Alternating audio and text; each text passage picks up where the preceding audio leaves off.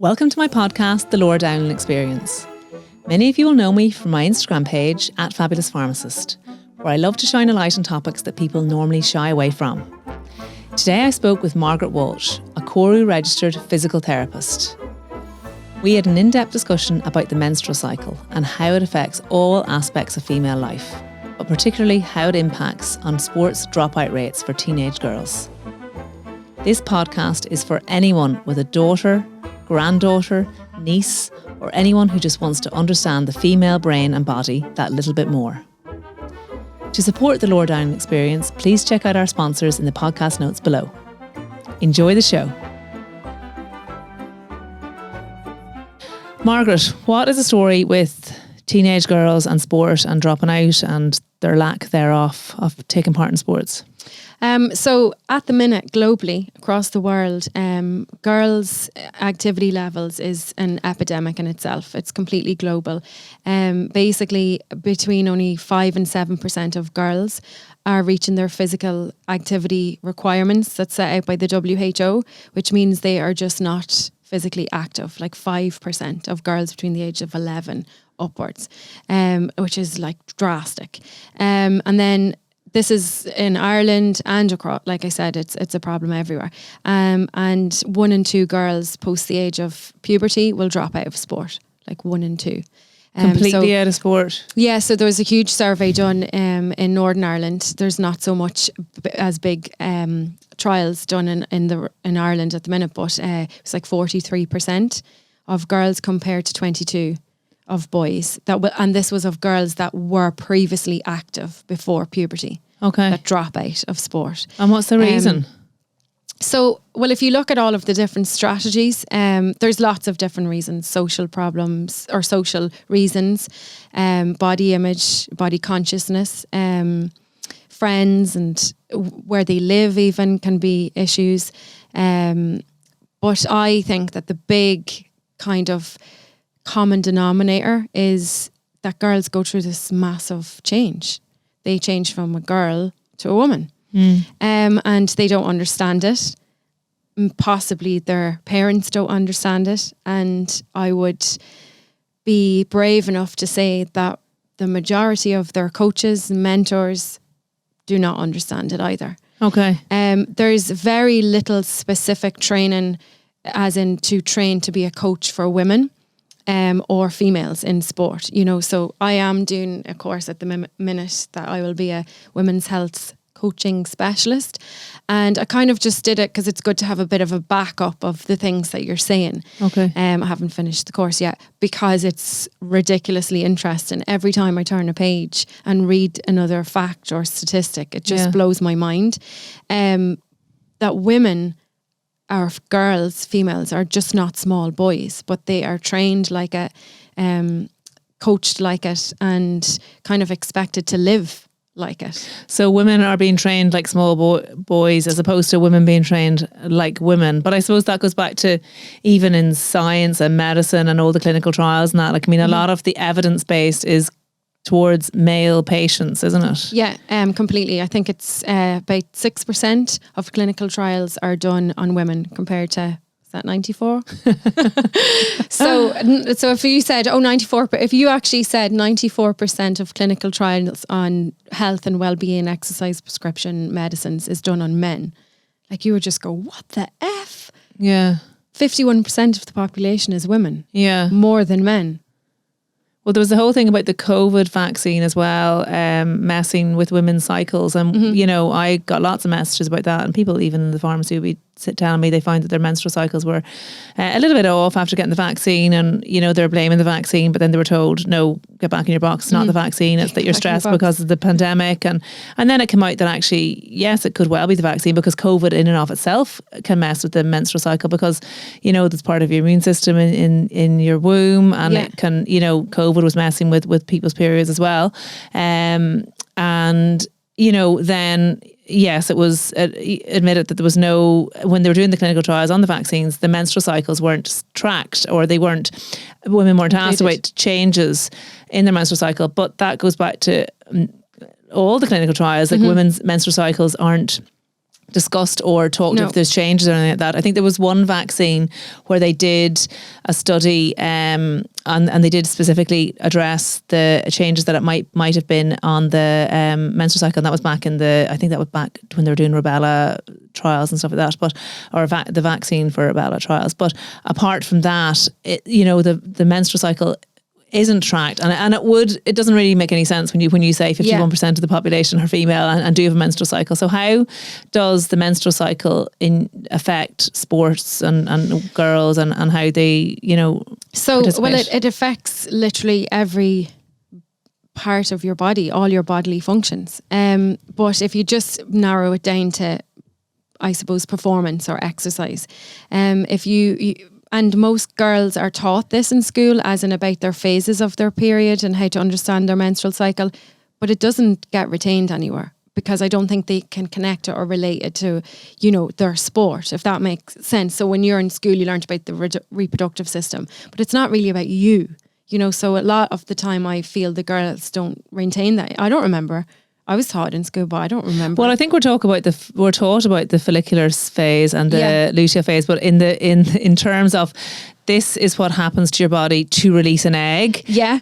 This is what happens to get pregnant, and this is what happens when you don't get pregnant and you get your period. Nothing to do with your emotions or the physical effects that it might be having on your body. So this is what you're getting at. Yeah. So so for those that maybe don't know, and I find lots don't. I always laugh because loads of my friends who have children are like, "What the hell?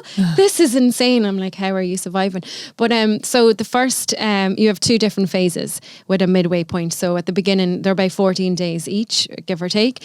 So the beginning of the first day of your period, it's called the follicular phase, and you're actually primed on. That's the closest you are to a male, hormone wise, is the first few days. So the day you get your period is actually the day you're better primed for exercise.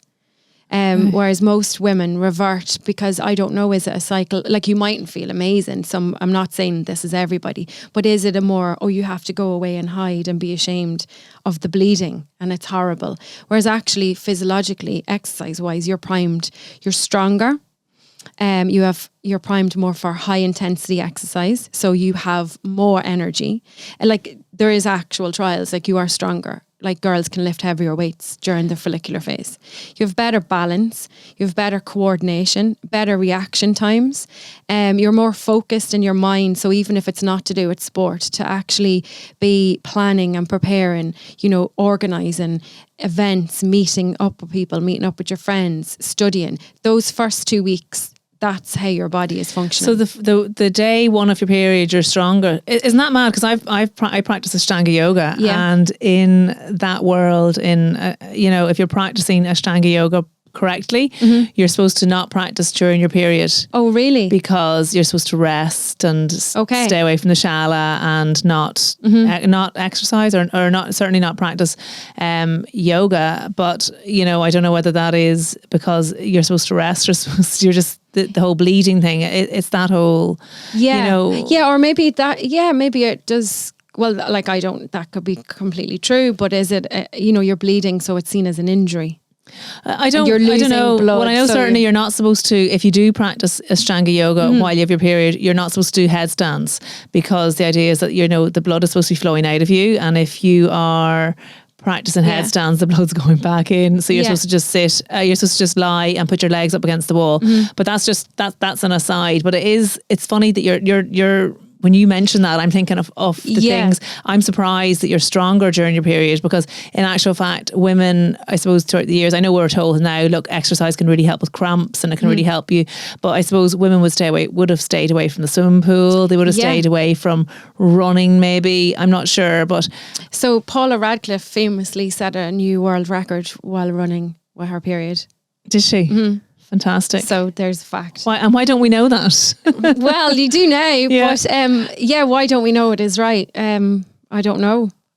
But like, if you don't know that, certainly, young girls don't know it. That's my whole thing. Like, this is, like I was saying to you, more of a labour of love for me. So it's not that this information is just readily available in one book. It's like looking at all different things. That's where I've come up with this, and then realising nobody knows this. Yeah. So if I don't know it and my friends don't know it for sure, And when I go and give the talks to different clubs and teams, and I always encourage parents and mentors, because they need to know. The moms down the back, they're like, really? Okay. Jesus, okay, so it's shocked. about educating everyone. But so this evidence is only quite new. Okay. Because women are not in clinical trials. So that's why it's only really quite new now.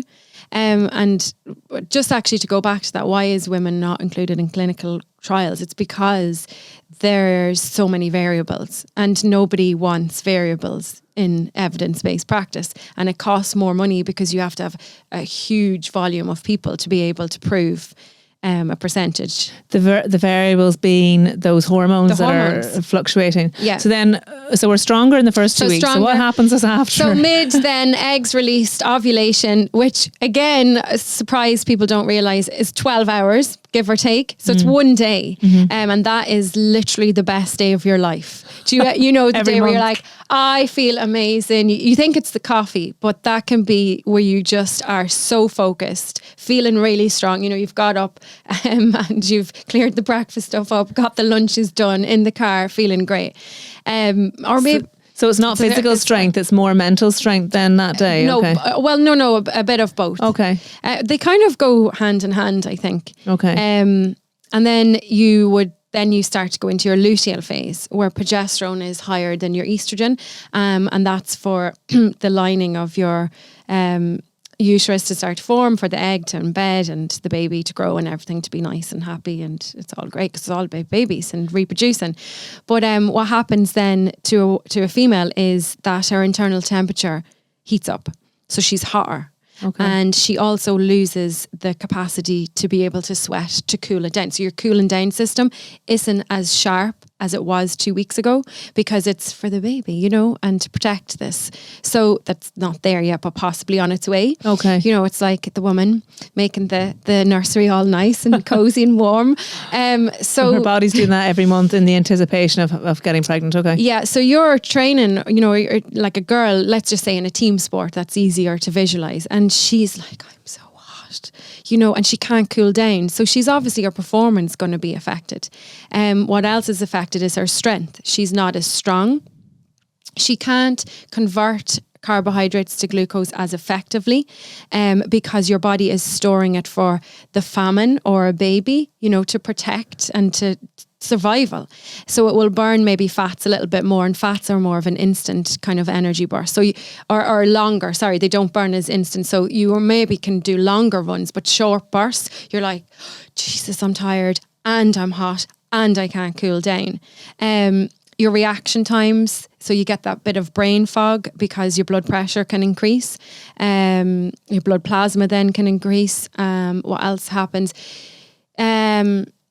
Estrogen decreases the body's ability to repair and grow muscle. So you are more likely to get injured and your healing rate slows down.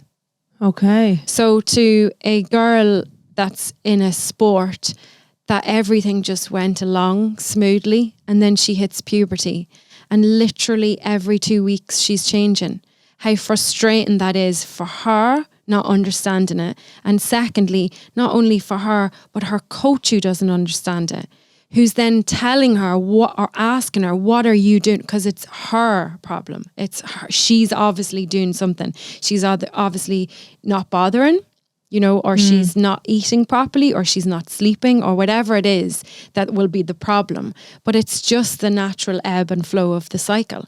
And then so obviously different women are affected differently. Yeah. And like this is a generalization. Yeah. So say there's a team of 12 or 14 girls and they're all on different cycles. So they're all underperforming at certain times or overperforming. So so I suppose it can be frustrating for the coach as well, because they don't know what's going on. Yeah. So my big thing is about teaching the girls about this, and then really emphasizing that this isn't a bad thing. It's not a bad thing, because I always say to them, hands up who wants to travel the world, who wants to go to concerts, who wants to go to electric picnic and stay all weekend without your parents. And I'm like, hands up. And they're like, everybody hands up. I go, oh, well, you can't do that if you're a little girl. You can't do that. So do you want to stay a little girl forever? And they're like, no. I'm like, yeah, because being woman is amazing. Yeah. You know, you want to get to the next stage. It's not a negative thing. Other things I'll say is who wants to grow taller? You know, well, some of them don't put their hands up, but who wants to grow taller? So after you start your period, a girl grows between 5 and 7 centimeters.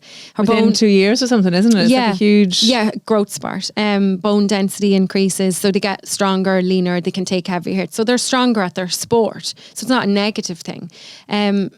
So there's loads of positives.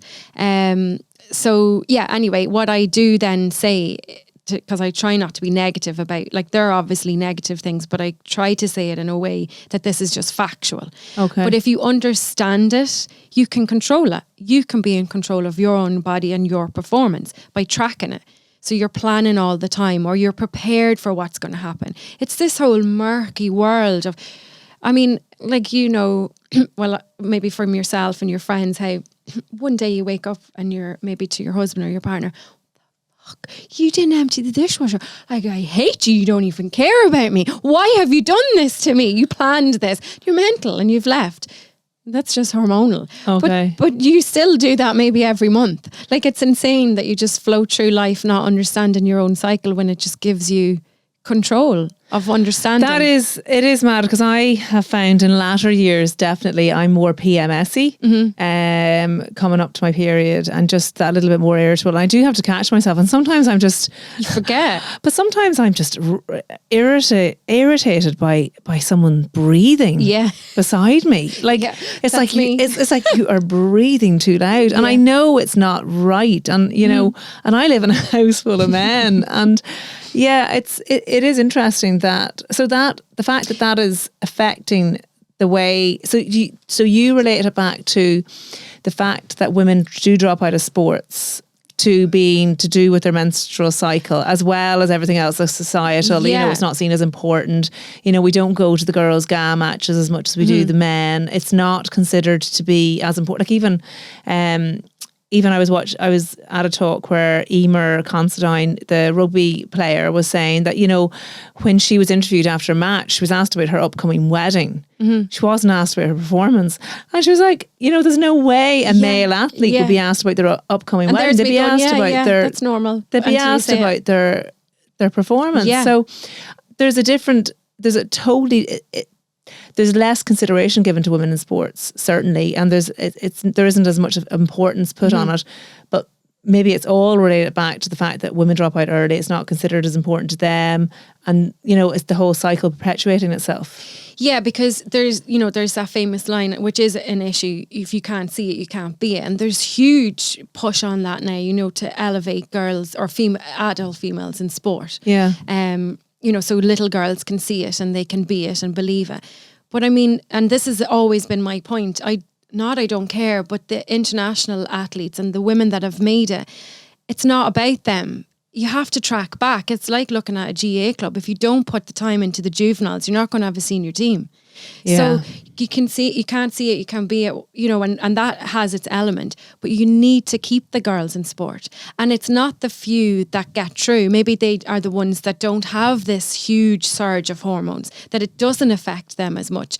So then they make it through. But it's the girls, the, you know, 43%, the 1 and 2, like, why are they dropping out? Yeah. Because sometimes it gets a bit of bandied around feminism, I think, and it does a disservice then. Yeah. Because it's kind of seen as, you know, you're just this feminist talking about periods, you know. And the moon cycle, which isn't what you're talking about. You're actually talking about the actual cycle and hormone ebb and flows. So do you get girls to track their periods then? So I teach them in inverted commas, because there's not much to teach on how to track it. Okay. So day 1 is the first day of your period, and you count from thereafter, and the next day you get your period is day 1 again. So that's how you count it. Okay. It's simple.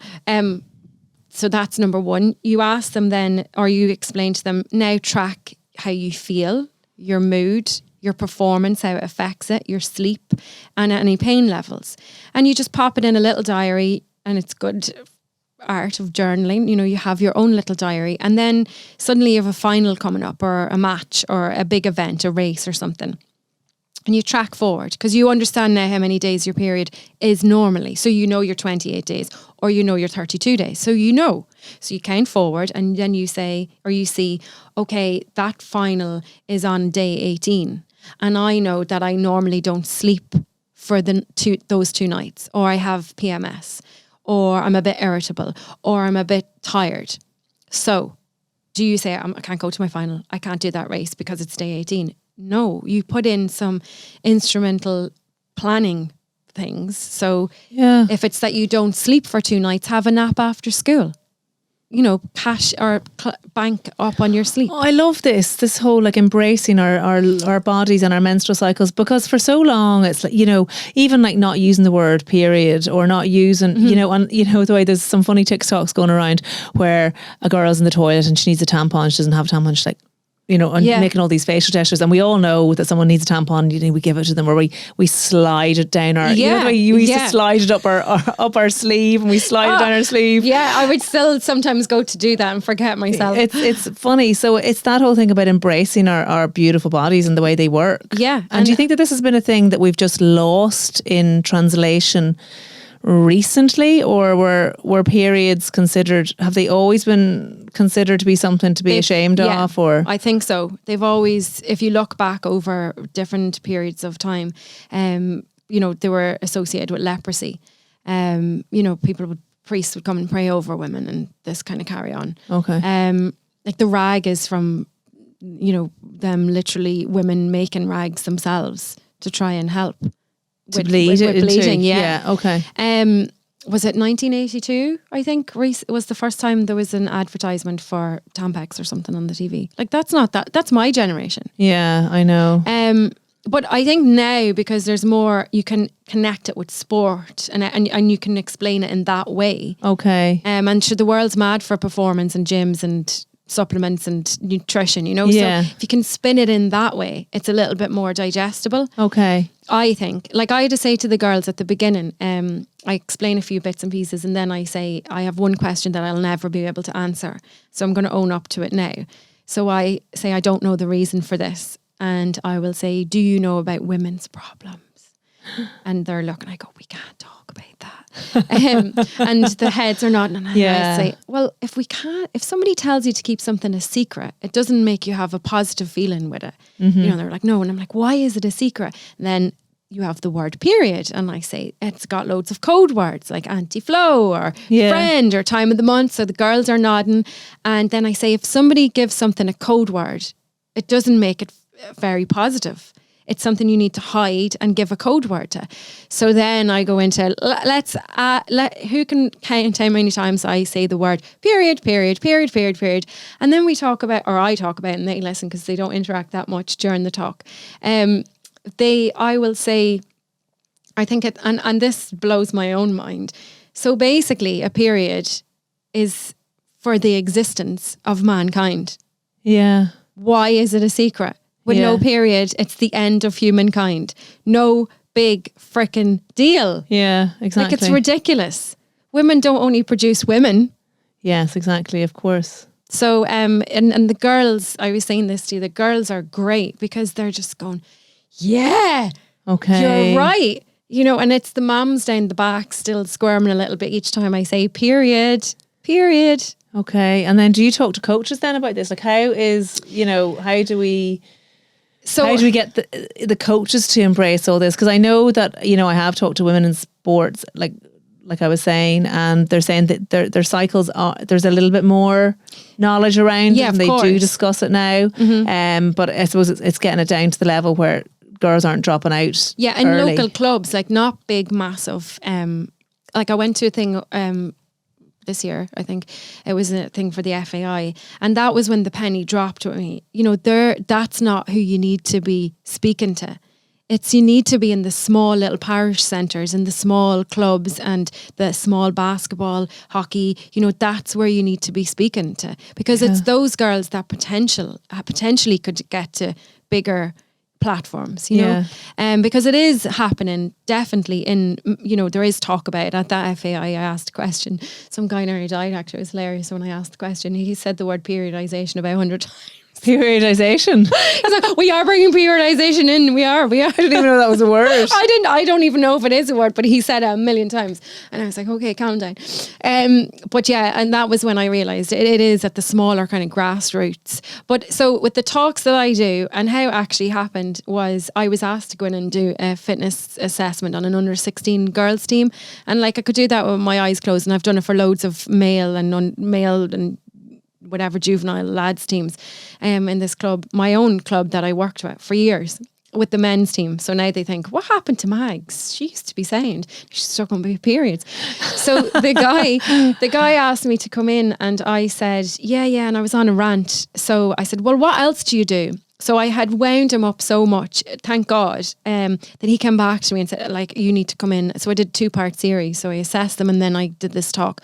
But it was open to parents, like obviously moms and dads, mentors and coaches. Okay. So that's how you try and get them in. Now, in different clubs that I've gone around, and the schools not so much, but definitely in the clubs. So you do a physical fitness assessment on them? That's that's my normal job. Okay. You know, so they wanted some fitness testing done to see how they could improve maybe mobility, flexibility, with strength. Females. And then, so then with that you went in there and then you started talking about periods to them, and they were all a bit, it's funny because the truth of the conversation was I had a meeting with this guy who I think is amazing because he really embraced, and he has doors and he's really tuned in. So I said to him, so Joey, do you talk to girls about periods? And he was like, oh Jesus, now. And he goes, I know this, but I'm telling you now, Mags, lads are dying here. So I was like, well, they shouldn't be coaching girls.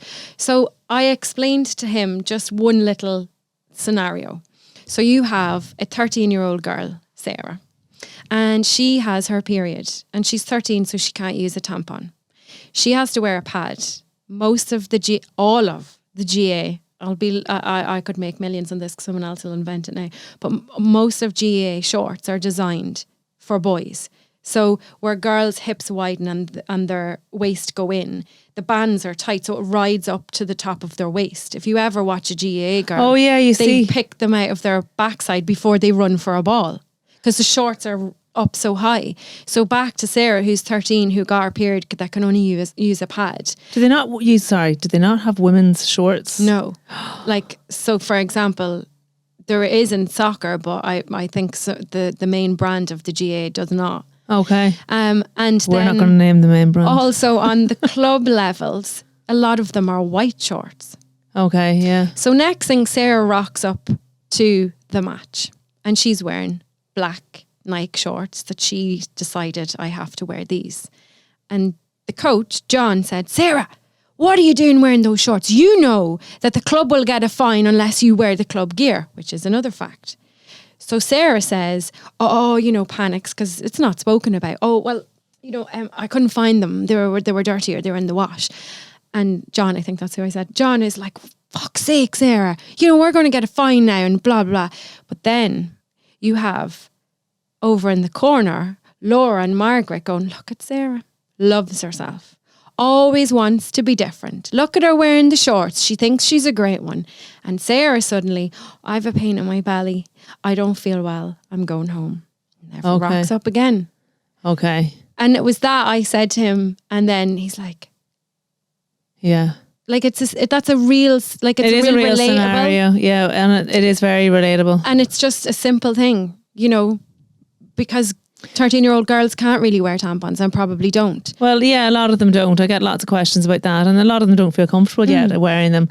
So we need to change the colour of the shorts, and we need to change the shape of the shorts too. Yeah, and you would be surprised at how difficult. Now, I'm talking about GA because that's probably what I can relate to more from being maybe in that background. It is hard to change the colour of the shorts. Really hard. In clubs, women are hit with a lot of walls when it comes to going to committees and things to change the colour of the shorts. And has it been tried? Oh yeah, there has in some clubs for sure, but it's a huge barrier. Are they females driving it? Yeah. Okay. Yeah. And why are there the barriers? Mostly committee members that might be full of males who don't want to change the colour of their club that they founded in 1952 or something. And are they given the reason why they should change them for females? Yeah, but you can't talk about that's besides the point. They're women's problems though. Yeah, and there probably shouldn't be a female team here at all. It's probably what is the next And then, step. so you see, this is all, and it's so funny because I'm sitting here and, we're kind of laughing about the fact that, but it all makes sense as to why girls would drop out. So a little bit of background about me. I've always been in a family where my mum always had, importance was always placed on exercise for mental as well as physical health. And certainly in my later years, I have not been shy about saying that I'm a much nicer person to be around when I've had my exercise for the day. But my sister played soccer for Ireland. Like, she was brilliant, real team player. Whereas I was more like, I was the tall, gangly one. I probably wasn't very good at coordination, but I was good at kind of dancing. I loved swimming. I loved kind of I love those solo sports where I could just go into a pool. Obviously, you were swimming with people and other people, but it was more you were doing it for yourself rather than the team, unless you were doing relays and stuff like that. Yeah. But, I know that when Rachel was training, it was really, really intense. And I know there was times where she was seriously tired. And like that, it was probably to do with, and no one ever figured out, it was probably to do with her cycle, like what you're saying. And it's just, it's funny how we're now, like what year are we in, 2022, and we're only talking about this now. And I know there's going to be people out there listening going, God, I never considered that my daughter could be affected in this way. And I remember being in school years ago when I was doing my Leaving Cert, and one of the nuns actually said, she was really one of those real proactive women for women. You could tell she just loved us. She was one of those lovely people, and she really helped me through a little tricky time that I had in school. And she said, now, girls, like, they perform differently depending on where they are in their menstrual cycle. And we were all, shocked that she said this. I think that she was saying this when we were in junior cert. And, sometimes they don't perform as well in exams, depending on whether they have their period or not. So she was really forward thinking, really ahead of time. And I think she was about 90 at the time as well. And she lived to be about 110. Wow. But probably because she had no husband to annoy her children. She only had us. Oh, because she was a nun. Yeah, sorry. But that was the first time it had ever been, something like that had ever been said to me. And then to be spoken like that to by a nun as well. Yeah. But it did leave a mark on me. I did think, God, that's interesting how, how she has said that. But then, like, since then, it hasn't really, I haven't really heard of it. Yeah, and that seems to be the common trend with the adults that listen to the talk. Like I said to you, the girls just embrace it and go, that makes sense, grand, move on. Yeah. But the parents at the back, they're fully going, if I had have known that, that's unbelievable. And they're probably relating it back to themselves and their own performance as well. So how did you get into all this? Because you said that you do very much, it was all you did male athletes, didn't you? So mostly male athletes. So I'm a physical therapist and run my own clinic about maybe 15 years or so at this stage. And mostly male, because I started out with a male team and then kind of carried on, and that's the way it went. And then, funny. It was really funny because I realised I was a girl or a female after I had a baby. First realisation of myself as a female. Maybe, like, it's funny actually, people often say that, doesn't motherhood change you? It's your next journey. So maybe I flipped to the next switch. But I would kind of always follow protocols for injuries and rehabilitation. There's loads of evidence out there, like we've said, 94% on males. If you looked up an ACL injury or a cruciate knee or a reconstruction, there is thousands upon thousands and thousands of papers on evidence based on what you follow and what you do. So you have a baby, and I was thinking, okay, so let's go back to rebuilding, repairing and remodeling my body. Okay. And I couldn't find the literature and the information. And why did you have to remodel your body and repair your body? Well, I suppose, like, every woman really does have to go through some recovery and repair. I am always pro. That's really important, because so many things change. But for me, with my first baby, I had a really traumatic birth, and I actually ended up having to get surgery 3 years after having my little boy, who's 6. So for damage that was done during the birth. Do you mind going into it? Or? No, that's fine. So I have talked about this before, so it's fine. With Tracy Donegan. the gentle birth. Yes. So she did we did an Insta live. So I'm okay now. But I hadn't even realised I had a traumatic birth really until talking to her, which was insane. So I went into labour and no, my waters broke. Sorry, I'll start at the beginning. My waters broke, went into the hospital as you do. They told me my waters had not broke, that I was wetting myself or imagining it. Checked the heart rate. Baby's heart rate was abnormal. Said it was my fault because I was stressed. First time mom, this kind of scenario. Went home. Sorry, you were told it was your fault that the baby was Well, my husband saying, it is your fault. Get off that phone. Calm down. Because you believe the system. Okay. And then I went home and I went for acupuncture actually to start my contractions because I was overdue 10 days. So went back in, was getting contractions every minute, and was in a lot of pain. And been there. Somebody assessed me, a midwife, and said I was 0 centimeters. I wasn't even effaced, and that, I was been dramatic and to go home. So at this stage, I had a full mental block because I was really in control and somebody took the control away, and didn't believe me. How can you control yourself when somebody tells you you're imagining it? So I lay on the floor in the hospital and I remember shouting out, I ran 2 marathons and I know I'm not weak, because you're thinking they just think I'm weak here. So anyway, they had to get a doctor because I was clearly, and I've read through my notes, Margaret is very distressed. We have explained to Margaret is very distressed. And read through my notes on my second baby. So a doctor came and took me. Turns out I was 6 centimeters dilated. My back waters had broke. So my front waters had to be broke manually and baby's heart rate was irregular. So I was told that they had to take blood from the baby's head while he was still inside me, and if I moved with a needle like about this length, without a paracetamol. Just for those listening that can't see, the foot-long foot-long gap between Margaret's hands, she's gesturing that the needle was very long. So I do really remember this. I decided in my mind that I was dead. And I would relate to like someone who's had a stroke. I was just lying there. And then every so often the contractions would come and I'd have a seizure, vomiting seizure, and then back to being dead in my head. Sorry, did you have an epidural though? How did you lie on your back with because I just know. So lie on my side for the needle, and then I was told I needed an emergency epidural because of it going into shock. I think is clearly what was happening now when I think back to it. So I got an epidural then. Everything calmed down and that was fine. And then baby was delivered, but actually why his heart rate was irregular and they were checking the blood, the oxygenated blood in his head. 6 times that happened. The cord was around his neck and his arm.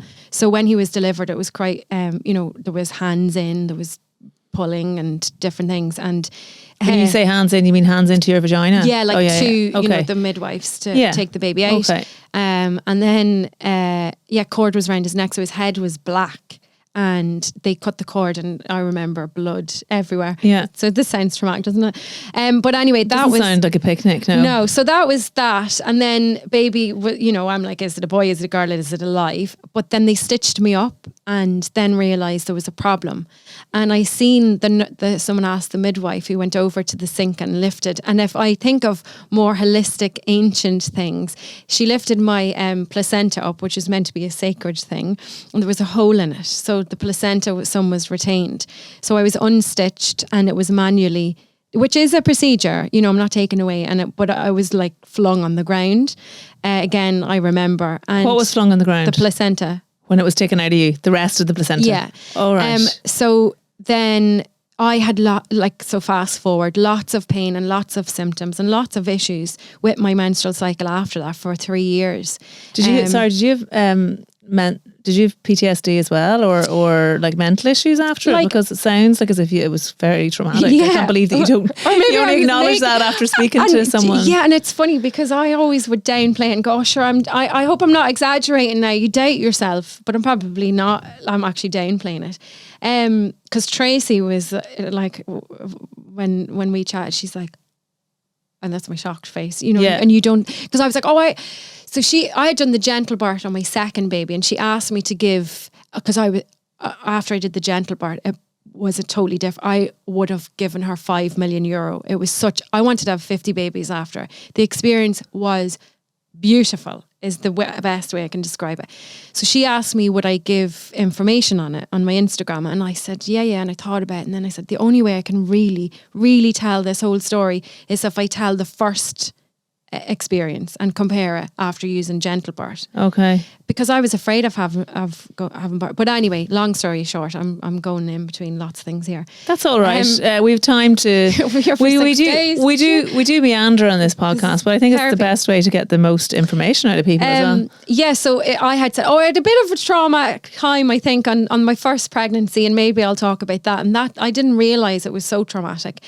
But so yeah, she had highlighted it. I don't know if I had PTSD, but I mean, I have over time apologized to my husband, where I've scrolled back over messages that I would have sent him, which were, you hate me, you don't care about me, nobody listens to me, But that can be common anyway when you're overwhelmed and tired and a new mom. Okay. But I and one of the things, interestingly, I had all this pain, went to my doctors, who kept saying I was imagining it was normal. I had irritable bowel, I had lower back pain, different scenarios. This is after your first baby? Yeah, and I kept getting pain on my menstrual cycle all of the time. So ovulation was horrific. I remember times, so my clinic was at my parents' house and we lived next door, and I would ring my husband. I'd finish at 10 o'clock and I'd ring my husband because he'd have to come over and lift me off the floor. I'd be, treating people and I would be fine, because as a woman, you stay in control, and you do your job. God forbid you gave out about your womanly problems. God forbid. But this would be, I'd noticed that in ovulation, like I tracked it then. Maybe that, that's how I got into tracking. And he'd have to lift me off the floor and I'd be vomiting, and I'd go to the doctor and they say that's normal. And then it would die down again, but then PMS would be cranked up again. Then it would die down. Then ovulation, I'd die again. And, so it was this. So I seen a gynae, he assessed me. I asked him a couple of questions. We were trying for another baby. Nothing was happening. And he basically told me I should just have a hysterectomy and get on with it. Did I want rid of the pain, or did I want another baby, or what was my issue? And I didn't think that was a fair question, because, I wanted, he had no information for me. So I was saying, you're just saying this on a consultation. And then he did an internal examination that wasn't very nice. And basically I had said, well, if I can't have more children, maybe we'll take the pain away, but can we not figure out what the pain is first? Take the pain away and then I can continue my family. Don't see why I should have to choose. So then I went on a real tangent after that the medical work were all a pack of fucks. And I looked into more holistic stuff, and I hadn't thought about this now. I went and tried, I don't know if you've ever heard of Mayan abdominal massage. So the Mayan people are a real ancient civilization, and they do this huge questionnaire. So the lady, Adrienne, is actually, she used to work somewhere around here, but she sent me out a questionnaire, and some of the questions on it I couldn't answer. And then you go in and you chat to her about it. And then she did the abdominal massage. So what questions couldn't you answer? So one, what do I remember my first period? Do you remember yours? I do. Okay. I absolutely do. Yeah. So I don't remember. And I remember coming home and it was celebrated. That's the type of house that I lived in, though. Yeah. And so I need to give your mum a hug. Oh, yeah. And my dad. My dad went down and bought Romantica ice cream down in the local newsagents, and came up and bought it, and that was our celebration. And oh my God, my dad said, I believe you got your periodics. That's what my dad said. Yeah, we were very open and yeah, so it was great. That is amazing, isn't it? That's the first time I've heard a positive story. Really? Yeah. No, I did, and Mum was all excited, and it was all it was like this. Yeah, I was 12. I was young. I was 12. I was in first year in school. And that's the way it should be. Yeah. Because it is a huge celebration. It's a sign of health. Yeah. And it's a sign of starting another journey. Yeah. But I couldn't remember my first period. And then another question on it was, what was the emotion that you attached to your period? Okay. So I had wrote down, so you go in and you have a chat with her. I hadn't remembered I had wrote it down, because I kind of filled in the form, and then put it away, and then went a few days later. So she went through it, and the emotion I had attached with it was shame. Really? Like, I know this seems alien to you, but I think you're in the minority. Well, I think I probably am, yeah. But I think I grew up in a very progressive household. Yeah, for that, which is brilliant. Yeah. And then in the Mayan, I suppose, world, they see your uterus as it lets love in and it lets life out, which is a really... Oh my God, that's so lovely. But if you attach shame to it, how that can affect you and make pain and discomfort, and no life will grow and love won't enter. So does it affect women and their sexual health? Yeah. Does it affect fertility? So that's been... Now, I only did one session and I was meant to do 3, but it was so at the time. So I'm here sitting talking about periods and I don't even remember my first one and felt shamed. So I'm not like you. So I had to do a full journey to get to this. Okay. Like, I would say my sister is at home, if she ever listens to this, going like, who's your one up there talking? Okay. So I was meant to do more sessions with the lady and I actually couldn't. And I contacted her because afterwards it was I was like, this is too much for me. I can't actually take this on at the minute. It was too emotional for you? Yeah, like I had the baby and I still had the pain. Okay. So I explained, and because she's all holistic, that's completely fine, and you're just not ready for the journey. You had to massage yourself and you had to listen to some meditation for your womb. And I couldn't even put my hands on my stomach or around my lower abdominal. Like, she asked me, and I completely forgot about all of this, and this isn't even by teenage girls. She asked me after the treatment, how did that feel? And I remember saying, will I be honest with you? And I said, if I had had a knife, I would have stabbed you. Because I was like, no, but I was so like, don't go away from that area. Because it was in such like... It's such a negative connotation for you. Pain, yeah, really, like, get away. But I was after maybe been traumatized from the birth. Many women, your other podcast with the girl, the sexual health. Yeah. And I can't say the word, vaginismus. Yes. And she said, you had said you didn't realise that could happen after childbirth either. So then somebody's telling you to relax your uterus, and like, is it a similar thing? Yeah, well, like, it all makes sense. Well, sure, our emotions are so tied to our physical self and the physical feelings that we feel. So yeah, absolutely. So anyway, then I tried lots of things and I did improve, but I only could get so far. So I went back to my doctor, a new doctor, and she referred me to a female gynecologist who is a living angel. And within 2 weeks, she had me in for surgery, and I had scar tissue that needed to be removed. Was that scar tissue from what happened during the birth? So she did say you couldn't prove it, but she wanted to apologise for the journey that I had been on. And then a couple of weeks later, she brought me in like no charge to scan me and told me, you go home, you make baby now. And like a miracle baby, I got pregnant like the next month. Okay. Which was not happening like for 3 years. So when you say a walking angel, she really was a walking angel. Yeah. So then Neela was born, which is my daughter. And I think that was the biggest push. Like, I'm really interested in women's health, and I'm just a bit of a nerd. I buy 5 million books. I read maybe 1/4 of them, and then I go on a tangent. Like, I mean, a while ago I was obsessed with W.B. Yeats and I had to know everything about him and Maud Gonne, and I bought 50 books, and then I forget about it. So I do just read information, and I knew all of this about, women's health then from my journey and the teenage years and things.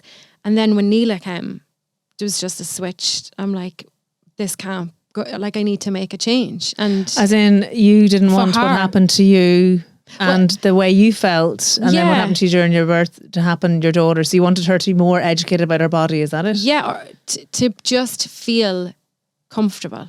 And the way you accept it, it's not a big deal. Yeah. And then also another thing is probably, like, again, if I think about it, so like to leave some sort of a legacy for my daughter. Like, I have a son as well, and obviously he's just as important. So during COVID, I lost my mum as well. So probably that, now I'll be emotional. So that was like, I had a daughter and my mum passed away at the same time. Yeah. So I think, well, maybe I'll leave something for my daughter, Yeah. So That's lovely.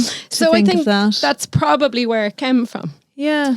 Not just talking about periods or being a feminist. But like, I don't think that, I think the word feminist is bandied around. Yeah, I think too much. It really is. I think it's just like, we want women to understand their bodies more. Yeah, we'll have to edit that bit out there.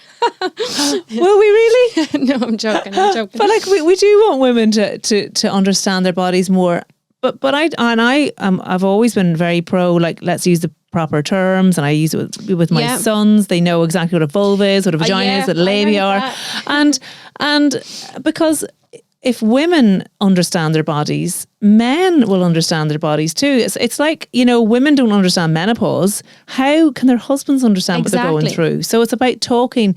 Like, so my boys talk about menopause all the time. Yeah. Mum, when are you going to have your menopause? And what happens during menopause? And actually, sometimes they come into the studio here and they sit down and they pretend that they're talking about menopause. And they go, so we're going to talk about menopause today. But it's about having those continuous conversations. Yeah. So it isn't just one talk by Margaret. Yes. Who talks to them about their tracking their periods. It's about their families taking that home, and it being a constant thing about, and also like what you say, girls can be a little bit pale when they have their periods and stuff like that. And acknowledging that, saying, oh, you pale, you have your period, do you want a hot water bottle, or like just the normal things, and it shouldn't be hidden away. Exactly. And even I'm thinking when you're saying you're talking about menopause to your sons, like what you're actually doing is maybe something for your granddaughters, because your sons are hopefully going to have wives and children, and maybe they'll have daughters who will pass it on from generation to generation. So which I think so is it's really those small legacies that you're leaving. You don't have to do something like a massive that like the whole world needs to know about, but it's just what you do within your own family and how that like follows through. Yeah, like your parents affected you. Yeah, and now that's it made you who you are. And I'm taking it that bit further again. My mother says to me, Jesus Christ, do you have to talk about vaginas all the time on that fucking Insta face? But if you weren't in such an open family, maybe I wouldn't. And there's no way. How many women have you helped through just Instagram? Yeah, well, I suppose that's another way of looking at it, isn't it? So it is good in that sense, and then bringing it back to the whole sports thing and girls, and how can we all then make a difference? Yeah. And that's what I had to say to the girls. I don't break down and cry, but I have a picture of Neela that I will share with the girls, and I'll say, this is my daughter Neela, and I want to change the world for her. So I'm really selfish because I can't do it unless I change you, but you can change the world for her. So I really need your help, because that's what it's about. And it's not their mother's fault or their grandmother's, because they didn't know. And if nobody shares the information, well, then it just continues on and on and on and on. And then, you have women dropping out of sport and suffering with mental health and other illnesses and disorders, because exercise can be key to all of that and well-being. Absolutely. And it doesn't have to be like you want to be Serena Williams or Venus Williams or these, but even at that, so say the likes of Serena, who's so fantastic at what she does, and they talk about her body shape in the media or the clothes that she's wearing, and they don't do that for men. So, we have to change the entire narrative. Yeah. And body shape is another big element of what I try to talk to the girls about, because it's completely, it's on a parallel with the menstrual cycle, because girls' hips get wider, they grow breasts, their shoulders change angles, they get taller. What else happens to them? They store more body fat. And if they don't understand that, like think back to that young girl, Sarah. I like to use that name. I do have my husband's niece is Sarah, and she's great at sport. So it's easy to remember. But think back to that girl who suddenly is storing more fat around her belly, which is natural. And her hips are getting wider. Which is natural. Her shoulders are getting a bit broader, which is natural. But she thinks, and her coach perhaps, or society, thinks she's overeating or she's undertraining. She's not trying hard enough. Look at her getting a bit pudgy there in the belly. Look at the hips. And she thinks that's obviously what's happening. So she undereats, which is detrimental to her development and her growth and her bone density. And she overtrains, which affects her mood and her energy and her whole life. Something as simple as girls know that it is normal, and no matter what they do, they can't overtrain or they can't undereat. Well, they can, but we'll not get into that. How their bodies is going to develop. It's just natural, and it happens to everybody. Everybody. And the whole body shape thing really is a bugbear of mine in terms of we're all supposed to look a certain way, and girls are looking at, you know, people all the time. Images are being flashed in front of you, or if, you know, there's a study done where if you see if you see a particular body type a certain number of times, you think that's normal, and then here's you with the big boobs and the big hips and the big or not big belly, but like the little tum. So like women can have up to, like, normal range could be like, oh God, I'm bad with numbers, but it can be up to like 28% body fat, whereas men is only like 12 or something. So we store more body fats. It's natural. But we have to do that because we're growing babies. Like that, you know, that's the way our bodies are made for that reason. So the sex genes are completely different. Yeah. So women are, again, back to not small men. So there's a Dr. Stacey Sims is the huge advocate for this. She's really pushing this, and that's her mantra. Women are not small men, or girls are not small boys. But with the body type, so a study recently showed that if you have kind of this thin internalization that which most of us do have, 5 minutes exposure to this imagery affects you. 5 minutes. So I say to the girls, hands up who spends longer than 5 minutes on social media, and I put my hand up too. Yeah. And some of the teachers are like, 5 minutes. Okay. Is how long. And if you Google what a healthy female looks like, they're skinny, they have 6-pack, they're blonde, they have big boobs. They're tall. Yeah, they're tall. But that doesn't correlate to that they're healthy. No. And then you have genetically different body types, and you can't change your body type. This is again what I try to get across to them. So you have ectomorphs, mesomorphs. They're different body types: short and lean, stronger, tall, longer legs, maybe more for endurance sports. So you're built differently, or it can be a blend of two of them. So the way a female brain works, especially in teenagers, is brilliantly, by the way. Female brain works brilliantly. But well, it's not really a problem. It's just a fact, I suppose, that they want to be liked. They want to have a group of friends. It's a survival instinct that comes from primitive years. Don't men want the same though too? Do young boys? They want to be the top dog.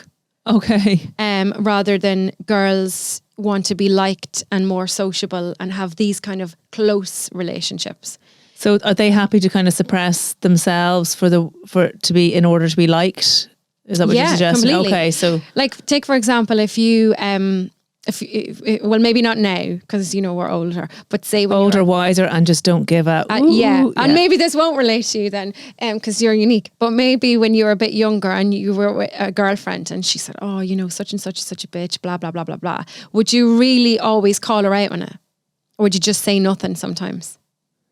If I thought that the person was a bitch, I'd probably agree. But if I didn't think that she was, I'd say, "Oh well, I don't mind. I like her or whatever." But I don't know, actually. It's hard to say. You see, it's hard to remember what I was like years ago, I suppose. But I do understand what you're saying about wanting to fit in with the group and to be liked. And, everyone wants to be liked. Everyone wants to be not considered to be an arse bag or, a bitch. But females particularly. Even though females gossip a lot more about other females and bitch a lot more. So gossiping actually releases dopamine. Okay. It's an addiction. I'm not surprised. Doesn't happen to men or to boys. So if you then, where am I going with this? So for example, then the body shape and the body type or whatever, and then a girl sees another girl who has more friends or is better at sport or has the boy that she wants. What she will think is, or possibly, which you don't want them to, you want to educate them past this. If I look like her, I can be her. So, but they need to realize there's difference in genetics. You can't be her unless you undereat and go into a unhealthy mode, or, you know, you overtrain and you go into an unhealthy state, or you overeat, like whatever it is, you want to change your body type to be because you think that body type correlates to that person. And if I just looked like her, like even on a simple form, you know, that's how the world, you know, influencers, you look at, they sell you clothes and they sell it in a way where they're amazingly at some fabulous concert or behind the scenes, like something amazing, you know, with cool people. But and then females think, well, if I bought that jacket, I could be her.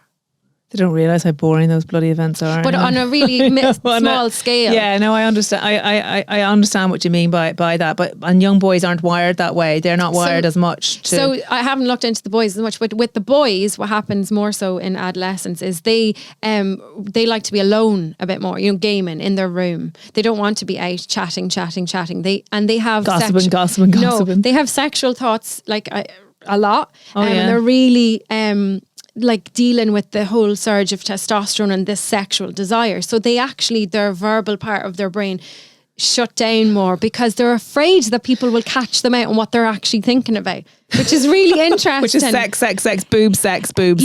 Yeah, exactly. So they quiet for the teenage kind of years. Would you find that? Like, I don't know. Yeah, I don't know yet, but I think sometimes men stay in that state yeah, they for do. the rest of their lives. Yeah. And they only talk and think about food and sex. Yeah, and they say things once. So I'll say to the girls, does this remind you of any, or does this resonate with you? So yeah.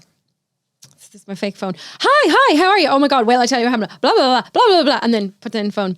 Oh, hi, well, I tell you. And you say the same story 750 times. And the girl's like, yeah. Because it releases the dopamine and they live off it. They love it. And they have to like say it to get reassurance because they need this relationship clan.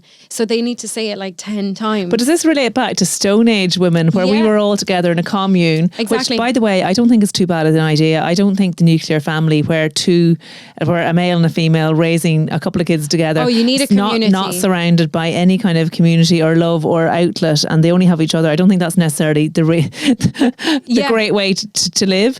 And I think that communes where we're all together yapping, raising the children, sharing stories and you know, all these things, and the men go out and they get the food and they bring it back and we have the odd ride. Yeah. Like, you know, I think that I thought you said Ryan, then when she said no, Ryan. No, I said right.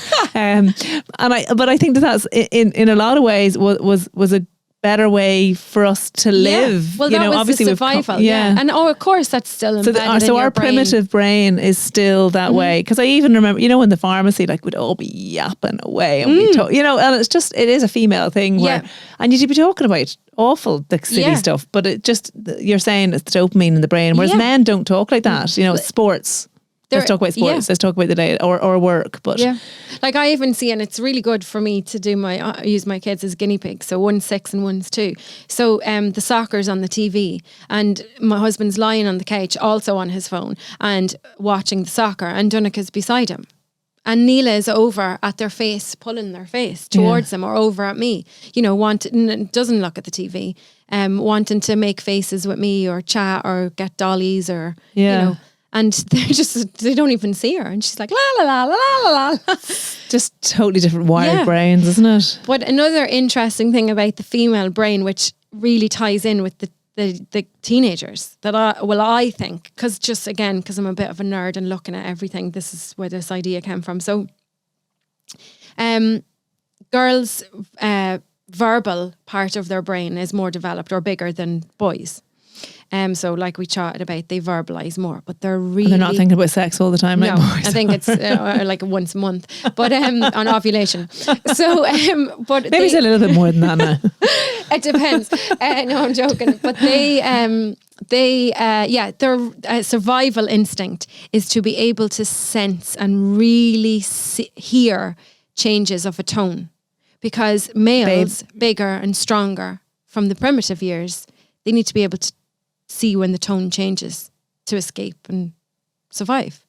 Also facial expressions. Young girls study facial expressions way more than young boys. And this is where, you know, that whole women's intuition, where I like to tell my husband, because I haven't told him all this information, that I'm psychic and I know what he's thinking before he thinks it, or I know what he's saying before he's going to say it, because we are really clever at reading facial expressions and tones of voice.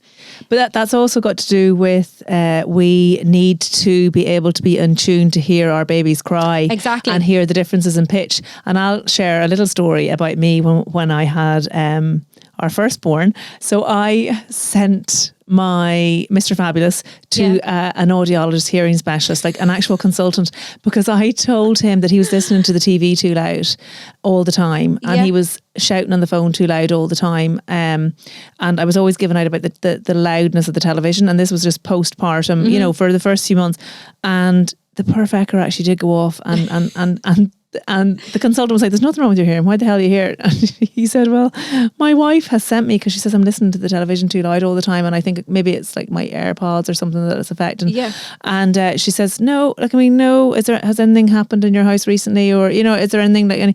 And he said, well, we've just had a baby. And she's like, oh, well, that's it. Her hearing is ultra super tuned to hear the baby in danger, or to hear the change in the cry, to know whether it's a normal cry or whether it's, and that's 100%. It. And she actually said, you know, you're very good. In actual fact, a lot of husbands would have just told their wife to bugger off, but you've actually gone. So it was just interesting. So we were, you know, we both laugh about that now, but it's funny how that, you know, that's a modern example of how women's hearing is just pitch. Supersonic. Yeah, unreal. Yeah, supersonic. That's the way we're designed. And yeah, when a baby, sure, even still, I'm always saying inside voice, because I can't cope with the noise still, and it's 2 years postpartum. But how that correlates, I think, to like girls in sport or teenage, you know, been active in a team environment, is apart from the whole massive hormonal surges up and down and physiological changes and feelings or whatever, suddenly you have a group of girls who are super sensitive to the way they're spoken to, not only by each other, but by the coaches and the faces that are made, you know? Oh, yeah. Whereas boys just wouldn't even, you literally could hit them with a brick and they don't even know. Yeah. So you get the girl going, well, she said that and I know what she meant. And she looked at me this way. And I'm not going there again, Mum. No way. And her eyebrow was raised when she said it. So she definitely means she hates me. Yeah. Oh, that's so relatable. Yeah. So I say this to the girls, and then I will say things like, so especially with the cycle, on the first 2 weeks where you're planning and prepping and loving life and meeting the girls and wanting to do everything, and the second week you don't want to, but you have your diary and you know. So it's your friend's birthday, and she's having a party at the house and she invites you, and you look at your diary and you know that that's on the day when you normally feel a bit shit and you don't like to see people. So you say to your friend, hey, you know what, Elaine, you're my friend and I really want to go to your party, but sometimes I'm a bit mad those days, you know yourself. And Elaine says, yeah, I know, I'd be the same around that time of the month. That's okay. So she says, well, look, can I let you know on the day? Elaine says, yeah, no problem.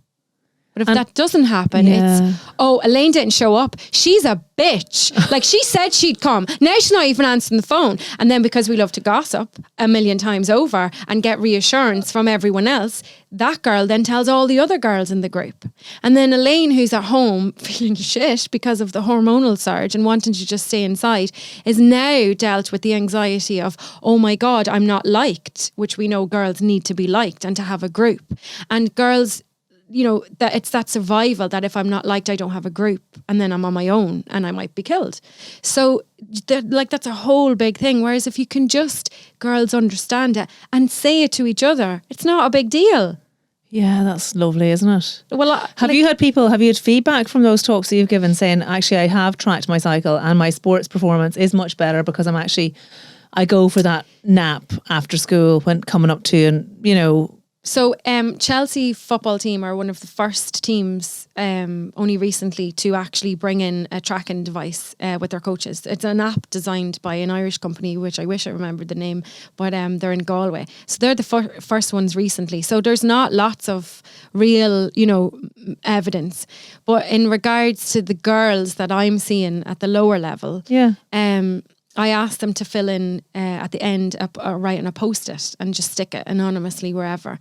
And the feedback just be phenomenal. As in, like, it just makes my heart sing. Like the first talk that I did, period power.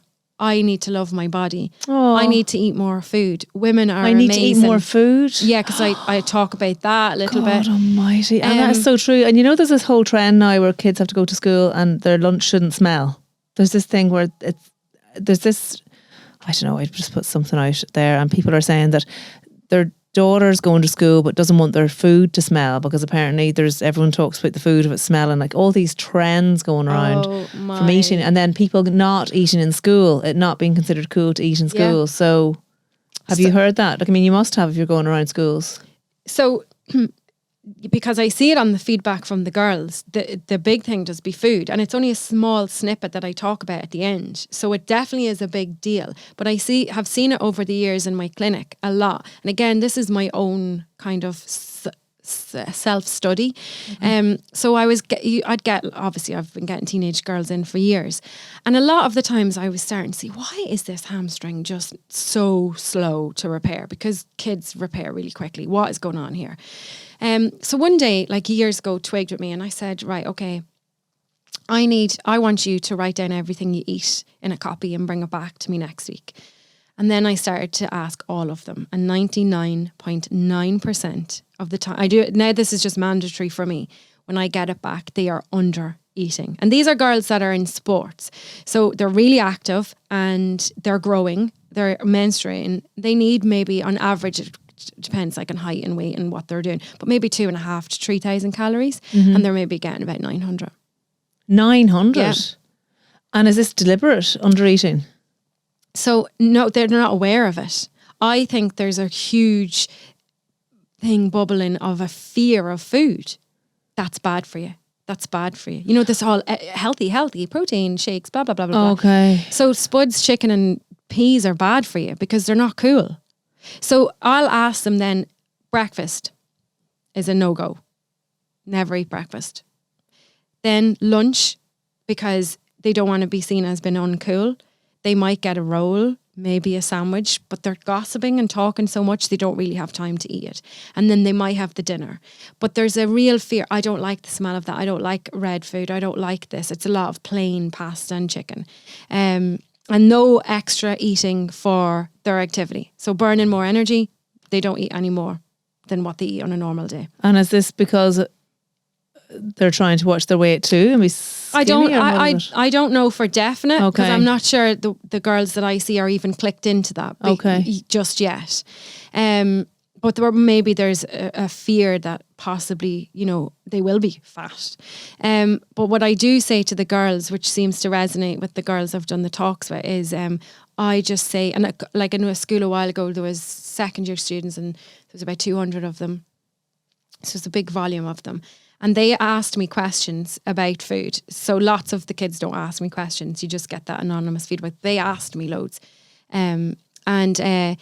The big thing about food is I say to them, food is just fuel and there's no bad food. And you see them looking at you like, is she saying this? And she's meant to be talking about health.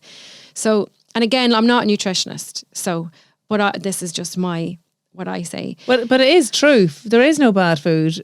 Food is fuel and we shouldn't have the good and the bad. It should just be. Yeah. So I say if you eat a chocolate bar, you really want a chocolate bar. Your body doesn't go, oh my God, yeah, chocolate bar. She's a useless bitch. She's so stupid and she is a loser. It just takes out whatever the nutrients, the calcium, the carbohydrates, the protein, whatever. Takes it out of it, uses it for bodily functions, end of.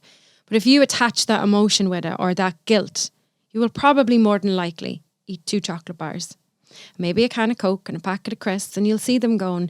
But if you just eat it and you don't attach any emotion with it, you'll probably just eat the one. That's it. And then you need to just look at some habits. So if you have a roll for your lunch, grand, have the roll. Bring an apple every second day. That's it. Small 1% changes. Don't punish yourself for eating the roll. The roll is fine. Just eat. So sing that little tune, just eat. Oh, yeah. And breakfast. Have breakfast. So then I'll go kind of tip into, which again I see in all humans. Really, I use all my poor patients are just guinea pigs. I see this a lot. Humans don't know how, they're not in tune with their body. They don't know when they're hungry. They need someone to tell them when they're hungry or what they should be eating. They don't know when they're thirsty. They don't know when they're tired, and they don't know when they're full. Even women, like, they don't even know a lot of their pelvic floor cue or their bladder and their bowel cues, because they're so disconnected because they think they need to be told to do things. So I really try to push to the girls that your body is the best built machine you will ever see in your lifetime. Like, way better than your phones or your MacBooks or anything else. It knows exactly what to do. It is programmed. So just listen to it. And when you're hungry, eat. And if you eat, eventually your body will start to look for the more nutritional and dense food, because you've taken the emotion away from it. Taking the guilt away from it. You will sleep when you're tired, and you will stop eating when you're full. You know, if you just listen to it.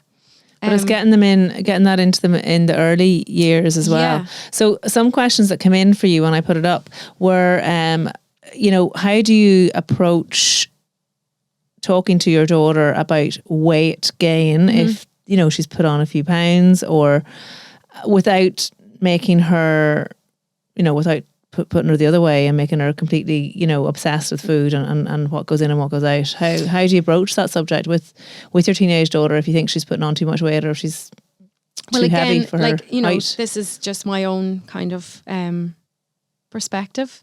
So, and I'm not saying I'm right on everything, just in case. But I think a really good tool is to, and I've said this before, and we should all do it, look at your body through a functional lens. So having a chat with your daughter about that, so let's talk about your body and how it feels and how it functions. Are you tired? Do you feel sluggish? Do you feel strong? Do you feel fit? Do you feel healthy? Is the weight compromising that? And then saying, well, how about if you want to run more, you want to be more active, or you want to have more energy, maybe we could start to eat healthier foods that give you the fuel to do that, rather than using the word fat and how you aesthetically look.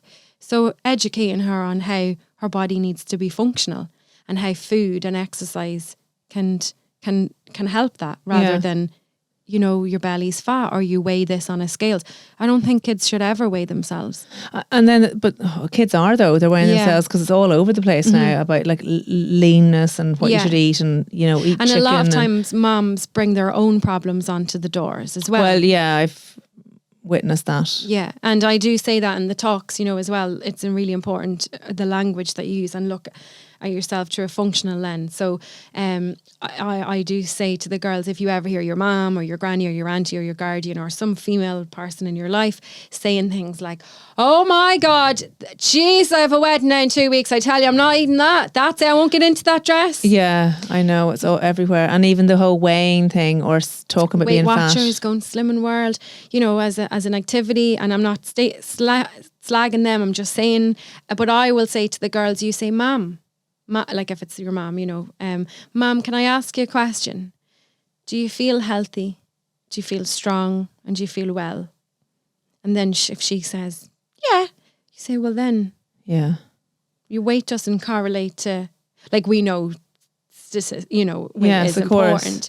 But just changing that. But it's also, if it's talked about in the house a lot, then if it's not talked about, in my house it's all about healthy eating. There wasn't a weighing scales in my house growing up. I wouldn't have even known what to do with one. So, it wasn't about weight based. But I think that in households where weight's discussed a lot, completely, it can have a negative effect and on it's the next generation. And even the words then you'll see girls using to themselves. And that's another thing I'll say, don't use those words to yourself, don't even think them, and don't use them about your friends, because that's not the way you should look at yourself. So especially now, like a lot of nutritionists, if you look at them now, they're really focusing, and I would have learned this before, on mindset, you can't change eating habits unless you look at why the eating habits are there. Like why, what is it? Is it the social environment? Is it what they've learnt, or is it the emotions that they attach with the food? Yeah. And then work on that at that level. So that, like, and it's the same with children, but maybe the mothers need to look at themselves and their language that they use and their emotional attachment with food and the way they talk about their body to themselves, silently even. And maybe that's helps. So important. And if they've lived a lifetime where they haven't loved themselves or their bodies, or they've attached a certain amount of shame to it, then obviously it's going to, that these things do filter through. And it's not about attaching blame to this, but it's about recognising it and trying to change it for your daughters and your sons. And it's not a blame game. And completely, like, definitely, this is so new, the whole menstrual cycle and performance and how it affects. So, like, mums and dads that didn't know this or don't know it, or coaches, like, it's not your fault. It's definitely not a blame game. But now that you do know, you have a huge opportunity to make a little bit of a shift and a change. Like, and then if people think that they don't have enough time, or their daughters don't have enough time to exercise because of study, or because they're more interested in scrolling or gossiping, like what we've just been talking about, how can they make those little changes? Because it is so important that girls, and sport is great, but any form of sport is good for them. So it doesn't necessarily have to be that team sport that you're talking about. It could be anything. You can be Lone or Laura, like myself, up and doing laps up and down the pool. I did love dancing, though. I did love, like, performing in dances and acting and stuff like that. But that's a different kettle of fish. Well, girls are more studious and they plan A, B, C and D. And again, it's that survival thing. And, the world that they live in, you are against other girls in relation to maybe competing for jobs and college courses and places. So girls are more studious. And they really crave a sense of achievement, and that can be through studying. So they do focus a lot more on that. So it can be harder to find time to train or to exercise, and that can be another reason why I suppose they drop off. There's this I don't know if you've ever heard of. It's called the Red School. So it's about menstrual cycle. It's definitely way more holistic. But they have something that I always find really useful as a tool. So if you get you yourself, or you could get it for your teenage girls, to write down or to draw, use lots of colours, whatever they want, of what they would love to be, see, feel, and who they would just really, really want themselves to be, like feeling wise, look, whatever. In the present or in the future? In the present. Okay. And then they look at it and it might be really, really overwhelming because there's so much. So you use the 1% rule. So you just take 1% from it. So if it's that they need, to get out and exercise more, but like going training 3 times a week is too much, or going running 3 times a week. So just use 1%. Start with going for a small walk. Start with putting on a 20-minute exercise class on YouTube. Not the best thing, but one of the great things about COVID and lockdown is there is so much free exercise, fitness, yoga, Pilates, a million things online that you can just tap into. Yeah. So maybe it can feel really overwhelming that there's not enough time, but there is time. And if you just look at the bigger picture of who you really want to be, and then just take 1% of it and add in or make a small change. Does that make sense? Yeah.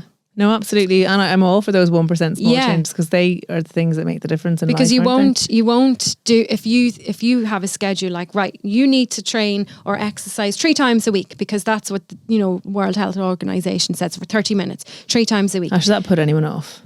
It's gone. It's lost already. Yeah. But if it's a small percent, we'll do 1 walk on a Tuesday for 20 minutes. Simple.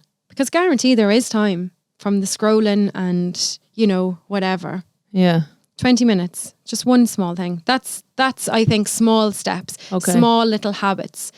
Small habits achieve big goals. Yeah. Okay. No, that's not good. That's a sound way, I suppose, of introducing it if people feel that they're not getting the right. But ask the girl what she wants to be. Oh, absolutely. Or instead of just telling her what she should. Yeah. And actually, I think that's interesting. I discussed that with someone before. I can't remember who it was, but it's about it was a Tara, the navigation coach. How do you feel rather than how do you, or we're human beings, we're not human doings. Like, how do you feel when you do something? And girls, when they do exercise, they will feel better. Exactly. And when they, do eat the right food, they will feel better. And when they do, love themselves and love their bodies, they will feel better for that. So I suppose it's about embracing that and embracing the female body and embracing the menstrual cycle, which is completely. Can I just ask you one thing before we finish? What are your thoughts on the pill then? Because a lot of a lot of young girls are put on the pill. Well, maybe not in their early teens, but certainly late teens. Certainly as they become sexually active, they are put on the pill, and we know that changes the menstrual cycle in terms of it makes it very you get your period day 23 every every month. You don't get those fluctuations because it dampens down the natural hormonal process. So it does sound like a dream after what I've just said. And years ago, and still just be done, but I suppose on the quiet for athletes, female athletes, coaches and associations want females to have no periods because it's easier to train them and control them. So they would take certain medications to suppress that. That does seem like the easier option. But then if you just think about it, well, then you're just a small boy or a man. Women are unique. I'll talk about the pill in a second, but on a side note, the uniqueness of a woman or a female, basically, you're keeping mankind and humankind in existence. Like, it's a pretty amazing thing. So to kind of take that whole femininity away by suppressing the hormones that make you feminine is a little bit insane. But I think to be putting a young girl on the pill to regulate, that's the misconception, to regulate her menstrual cycle. Whereas a lot of people, I actually did a story on this one day on my Instagram, and I got loads of messages from adult women, because no teenage girls follow me, I'm not cool enough, but they were like, oh my God, mind blown. So they think that when you're on the pill, that when you bleed, it's just like a regular bleed, but they don't realise that it's not a real bleed. You don't have to bleed ever. It's a withdrawal bleed. You can be on the pill forever. Yeah, and you don't have to come off it. And I would get a lot of questions about people they want to stop their period if they're going on holidays. And you can take something to stop your period when you go on holidays. You can take a drug. You have to take it 3 times a day, though. You take it about 3 days before you're due your period. You take it for the entire time that you don't want to take your period. But I always say to them, I'm not a massive fan of it because it gives you sore boobs, it makes you bloat, it can make you moody, make you grumpy, and it can also cause breakthrough bleeding. So and now it's on prescription as well, so you're not going to get it without going to your doctor. But I'm very much about, like, if you got your period when you're on holidays, like, so what? Yeah. Just, this is just part of your body. And I get it if someone's getting married and they're like, oh, Jesus. Yeah. I actually got my period the morning of my wedding. Did you? Jeez, I was just primed for this whole talk. Yeah, you absolutely the world were. Fucked me over. And I also got on the start line of running a marathon. Yeah. Did you? The world fucked me over just to get me. It was my journey. Actually, my journey. Wasn't there a picture of a lady who had run the marathon, or did it run with her period, and the blood was all on the front of her shorts, and she was doing it to make a point, like periods aren't awful things. And that's a bit of a drastic image to. But then I've seen other images where there's an image of blood on a bed that happens when you leak, and the woman lying beside it, like beautiful imagery of just that part of a woman's body, which is, it's totally normal and natural. But I suppose for any of us to see blood, it's quite stark looking, and it does make it kind of like, it is a bit of a jolt. I can understand why people might be offended, if that's the word, or they don't really like it. But sorry, I totally cut you off there. We were talking about the pill. Well, I suppose I'm not an expert on it, but I do know that hormones control and help all your bodily functions. They're necessary for a body to function, and especially in women. So you're suppressing those hormones. So does it have a detrimental effect? Well, it does affect the libido in a number of women, and I've talked about this a lot. And like, if you have a girl, can we call them girls if they're 17? They go on the pill when they first become sexually active, and they might stay in the pill until they're in their 30s and they decide to have babies. And it's only then that they realise that they have a libido and they're horny in certain times of the month and they're and then gagging for it. They leave their husband. But, I have had those messages, and it can happen. Some women where their libido, now some women's libido can be increased, but I think that's more of a minority.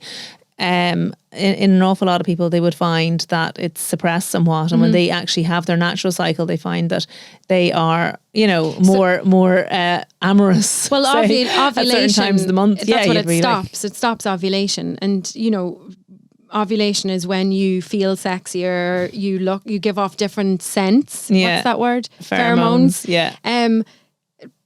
Like you're stopping that. Yeah. Ovulation doesn't happen when you're on the pill. And I'm not in any way saying that the pill isn't a good thing. Obviously, contraception has brought with it huge rights for women, and we're able to control our bodies and when we can and can't have children if we want them or not.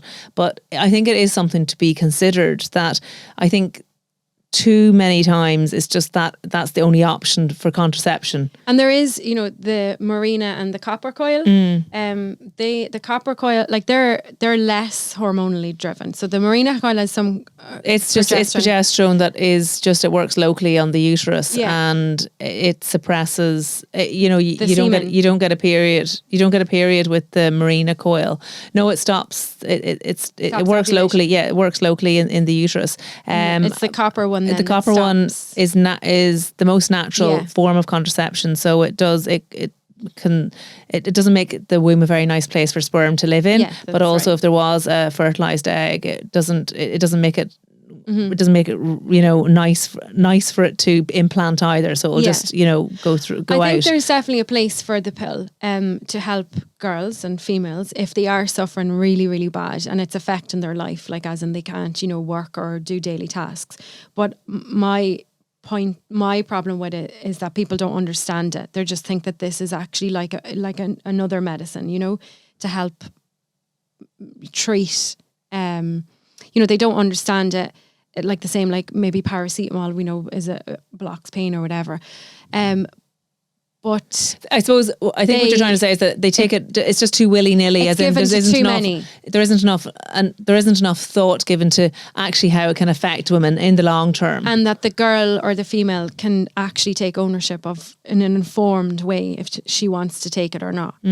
Because a lot of the times, especially with the young girls, their mom brings them, and like I had a client in a while ago, and she's going crazy. She was misdiagnosed that she was menopausal, but she had brought her daughter because she got severe migraines to the GP right before her leaving cert, or before, to try and settle these things down. And he put her on the pill. Now I can't remember the exact name, but the daughter got way worse. And when they went back, the specific pill it was can actually create migraines.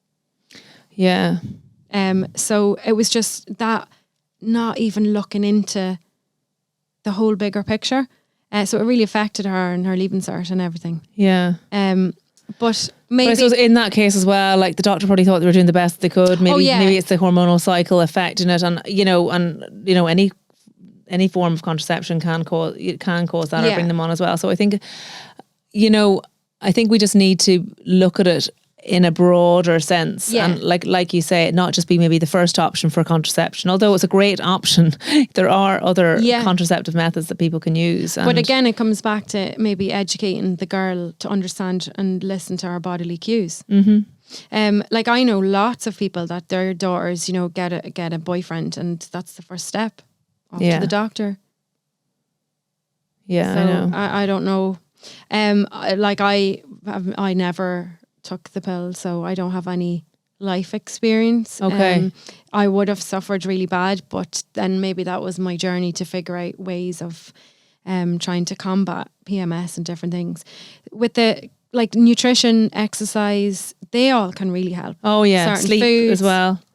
And like something simple like ibuprofen can really help with menstrual cramps, because it decreases the prostaglandins that cause the cramping in the uterus for the bleed. So if they take it, and that's especially if they take it prior to the period coming, a few days beforehand. But that's not well known. It's funny because I've Yeah. been messaged that, but it's almost like or Ponston, which is a prescription medicine, mefenamic acid. It's very good for that. But I'd almost be afraid to actually say that publicly, because it's like as if you're encouraging people to take drugs or go and get prescriptions for things. So But if there's you that look at catch-22. like, so 3 days out of a month you take ibuprofen compared to taking a pill Yeah. for years. Yeah, I know. It's just, I think there just has to be more of these conversations so people are more aware of their bodies and more aware of what the options are for them. And then like when a girl starts her period, well, one, obviously should be celebrated and it's a big deal, but it can take 3 years for those hormones to regulate and settle down. So she can go through a lot of hormonal shifts and different things like acne and migraines and fatigue and pain. And period coming 1 month and not coming for another 3, or being very heavy once and not, But if you're then going on, a synthetic hormone to, inverted commas, regulate this, are you stopping the body's natural cycle of regulating it? Itself, it has to go through that, so it's only developing. So I don't like that idea, and I don't think that women are understand it enough. They think that they are going through the same cycle as somebody not on the pill, and maybe kind of the whole educate or the ibuprofen. I think is like I've told loads of my friends with teenage daughters to try that, and they're like, "Why did nobody ever tell me this?" I know. I don't know. You would know this, but I think I read this somewhere. Like aspirin, what does aspirin do to prostaglandins? Does that stop it permanently? Well, aspirin is a non-steroidal anti-inflammatory, just like ibuprofen. But aspirin can't be taken in children under 16 because it can give Ray's syndrome. So you don't ever advise that. It's always just for females. It's always just ibuprofen. So could adults take aspirin? Adults if they had, severe cramping. Well, mefenamic acid would probably be better for them actually. The Ponston, but it's prescription only. Okay.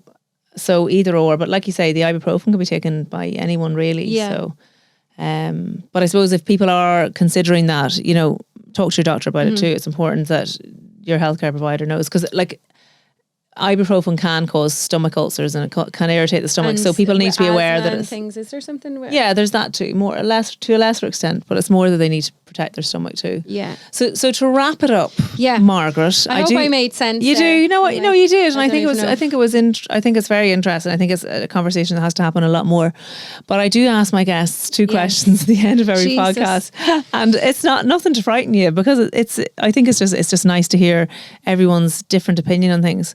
So the 2 questions are: what advice would you give to young people today? And I think I know the line in which you're going to go.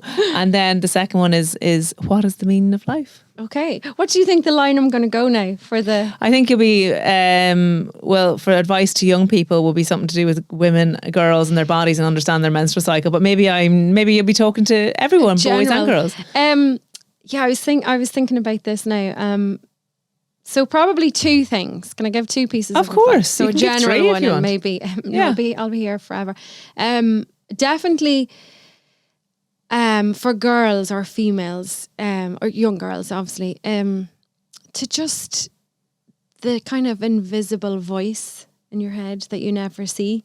Like just be their friend and embrace it and just be happy, with who you are really deep down. I think a lot of the time we block and hide who we are, to fit in.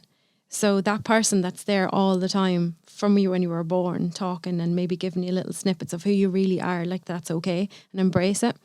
And then in general, I think a really good piece of advice is to understand that you're not an expert of anything, because there's always room for growth and learning, always. And that's my you've surprised me now with those 2. Yes, you did. I'm delighted. I'm delighted with something. I was going to say, I thought it was going to be something to do with the menstrual cycle. Your period. Track your period. Yeah. Well, I think that's my full journey. Yeah. Because maybe this was always in my head, but you would never have talked about it. Yeah. Like I don't remember, from my first period that I don't possibly remember. And now people just think I'm mad.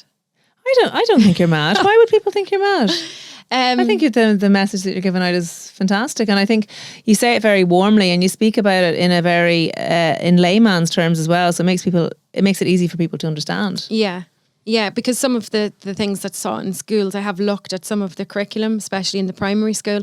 Even I'd be watching some of the videos and I'm like, what is going on here? This makes no sense to me. What's the ovaries? You know, it's confusing. Yeah. The meaning of life, I definitely don't know what the meaning of life is. That is for sure. I do believe, I heard this sometime, and I don't know if it derives from a lot of different religions maybe and beliefs or whatever you call them, Buddhism and stuff, that we have a few lives. You know, and there's young souls and old souls, and you have to go through a couple of rounds to kind of maybe learn the lessons. And people the same age as you are not necessarily the same age soul wise. You know, sometimes you meet people that are younger than you, and you know that child has an old person's head in them, or they've been out before. Yeah. So maybe the meaning of life is to go through a few different journeys to kind of figure it all out. I don't know. Nobody knows, do they? No, absolutely not, which is why I asked. I'll come back to you. I'll come back to you in another life and tell you. I certainly don't know, which is why I asked my guests what they think it is. Yeah, and I have asked a couple of people since we had a chat, actually all of my clients, and everyone has a different answer. There you go. That's why. Yeah. That's why it's interesting to have these conversations. Margaret, it's been an absolute pleasure talking to you. Thanks you for coming on. I'm sure if we've changed the minds of only a few mums and dads and a few teenage girls with our chat, then that's the... Yeah, that was our aim for today, wasn't it? And one thing I wanted to get across was it's not a blame game. Well, one on parents or families, but definitely not in governments or institutions or anything. But it is up to I think parents to make this change. You know, they have the we power. have the voice and the power, and then with that we can. It starts with grassroots, isn't it? We can make the change ourselves. Then. Exactly. Lovely. Thank you. Okay, great. Thanks a million.